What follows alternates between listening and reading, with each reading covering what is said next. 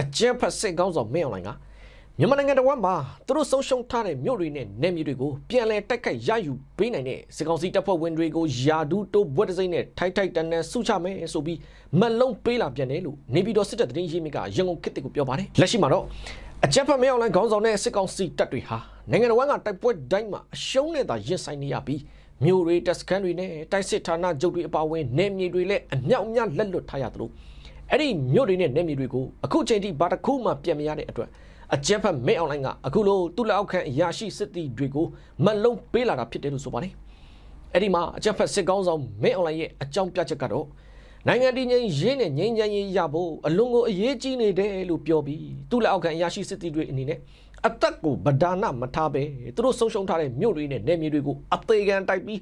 ဒီနှစ်အတွင်းမှာပြန်လဲရယူပေးဖို့နဲ့အဲ့ဒီလိုရယူပေးနိုင်တဲ့အရာရှိစစ်သည်တွေကိုလည်းယာဒူတိုဘွဲ့တစိမ့်နဲ့ထိုက်တန်နဲ့စုချမယ်ဆိုပြီးတော့ကိုမင်းအောင်လှိုင်ကမတ်လုံးပေးလာပြန်တာဖြစ်တယ်လို့နေပြည်တော်စစ်တပ်သတင်းရင်းမြစ်ကပြောထားပါတယ်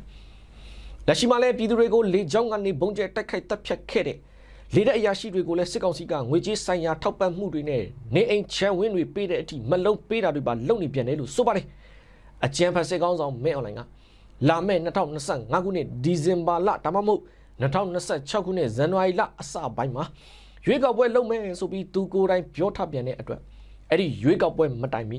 သူတို့စစ်တပ်ကဆုံးရှုံးထားတဲ့မြို့တွေနဲ့နယ်မြေတွေကိုအခုနှစ်အတွင်းအမြန်ဆုံးရအောင်ပြန်ယူပေးဖို့သူ့လက်အောက်ခံအရာရှိစစ်သည်တွေကိုနှီးမျိုးစုံနဲ့ဖိအားပေးတာတွေမလုံးပေးတာတွေလှုပ်လာနေတာဖြစ်တယ်လို့လေနေပြည်တော်စစ်တပ်သတင်းရင်းမြစ်ကရန်ကုန်ခေတ်ကိုပြောထားပါတယ်ခင်ဗျာ